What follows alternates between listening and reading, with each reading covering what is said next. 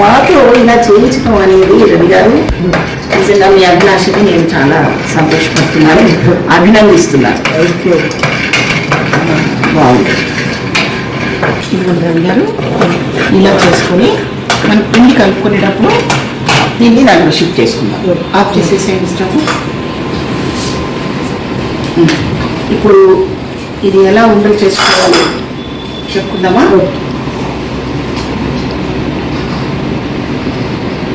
నెయ్యి. అవునండి, మంచి నెయ్యి గుమగుమలాడుతుంది, స్మెల్ అద్భుతంగా వస్తుంది. మీ అత్తగారా అమ్మగారా పంపించారు? అత్తగారు. చూసారా ఎంత ప్రేమ మీరంటే.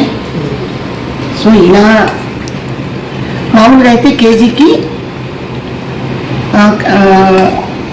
అంటే ఇప్పుడు కేజీ పప్పు, కేజీ హాఫ్ కేజీ బెల్లము, హాఫ్ కేజీ షుగరు అంటే ఎంత అయింది? 2 కేజీస్కి నేను హాఫ్ కేజీ వేస్తాను. ఇది నెయ్యి వేసిన కదా దీన్ని చక్కగా కలపాలి.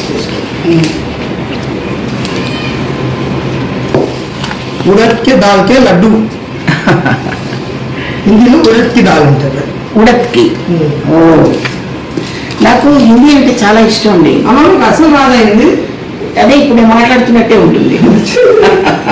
హైదరాబాద్ వచ్చిన కొత్తలో నాకు హిందీ అర్థం కాక, నాకు హిందీ వచ్చిన వాళ్ళకి నా తెలుగు అర్థం కాక చాలా కన్ఫ్యూషన్లో ఉండేవాళ్ళు.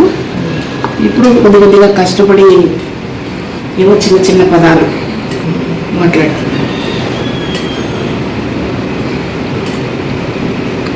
మంచి లడ్డు అవ్వాలి, అంతా నెయ్యి వేసుకోవాలి. అంటే 2 కేజీ పప్పు పొడికి హాఫ్ కేజీ నెయ్యి లెక్క.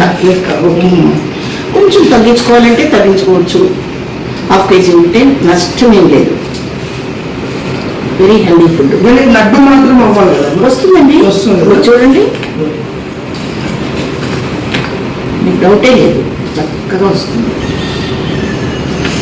शिव पार्वती अम्मा उड़द दाल के लड्डू स्वीट बना रहे। सुपर रहता, ट्रेडिशनल पुराना जमाने का रेसिपी है ये। आजकल कोई भी खा रहा नहीं, पका रहा नहीं, मिले तभी ऑनलाइन में ला ले रहे। वो ऑनलाइन का उतना खास रहता या नहीं रहता पता नहीं, अपने हाथ से बना के ऐसा खाना। తర్వాత ఇది తొందరగా పాడవుతుందేమో అని భయపడాల్సిన పని లేదండి.